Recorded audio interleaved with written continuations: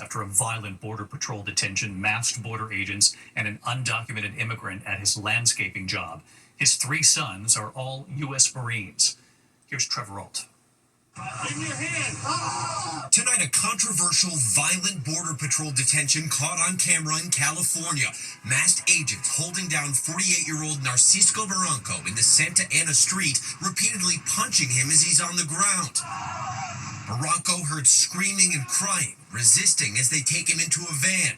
Barranco's the father of 3 U.S. Marines, approached while working a landscaping job. His son Alejandro, a Marine veteran, now calling his dad's detention frustrating and inhumane. I was really mad, and then I was really sad.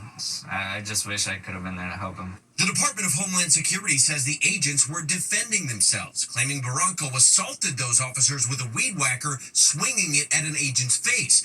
The video posted by the agency appears to show him trying to avoid detention, running through the street with that weed whacker as he's sprayed by the agents, even attempting to open a car door before being tackled. From what I'm thinking is he saw these individuals come up with masks, civilian clothes with guns out.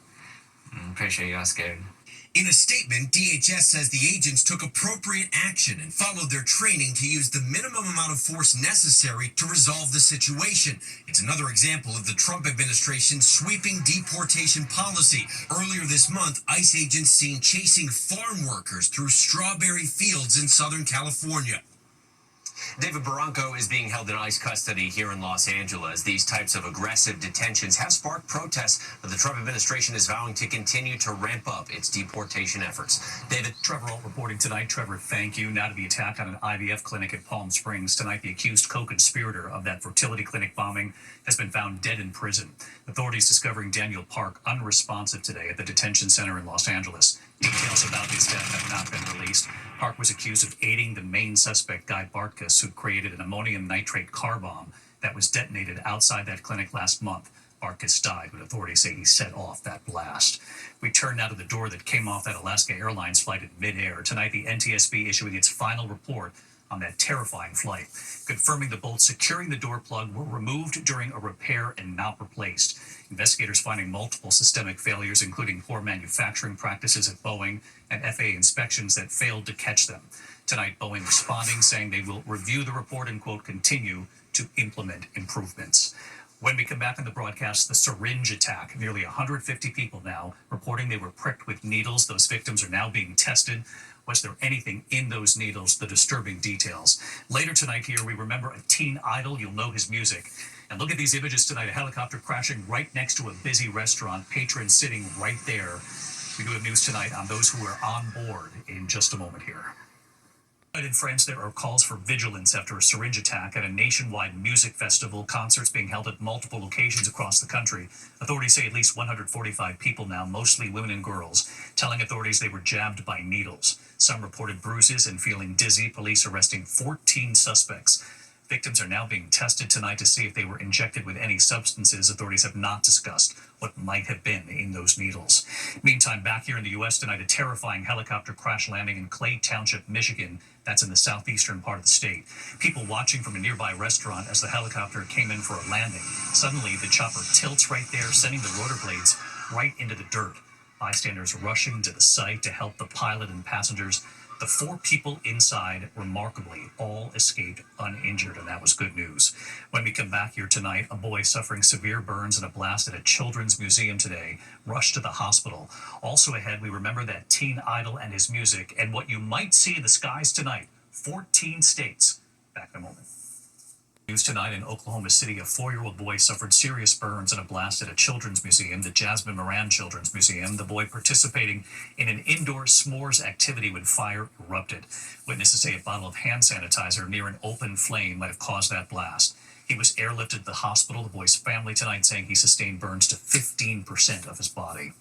There will be a beautiful sight tonight across 14 states, the Northern Lights. People in Alaska, of course, will have the best view of the aurora's green, blue, and purple hues. The spectacle all due to a geomagnetic storm, best seen across the northernmost states tonight. Send us your pictures.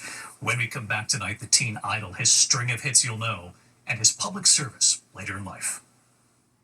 Finally tonight, remembering Bobby Sherman. Bobby Sherman was a 1960s teen idol, a star who turned to public service later in life.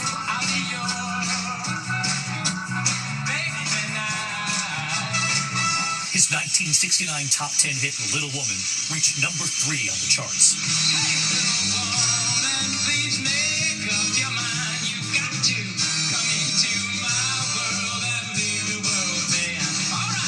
A string of hits followed, La La La, If I Had You.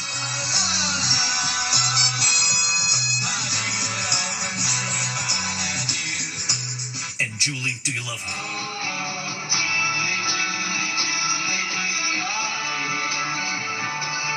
He was an actor on the ABC show Here Come the Brides before turning to music. Dick Clark asking him about the lessons fame and music taught him about life. Really overwhelmed by the power of television, that you're so immediately accepted by so many families when they invite you into their living rooms every night. Decades later, he would turn to public service, volunteering with the LAPD and working as a technical reserve police officer and a reserve deputy sheriff for the San Bernardino County Sheriff's Department. Earlier this year, Bobby Sherman revealing he'd been diagnosed with stage 4 kidney cancer.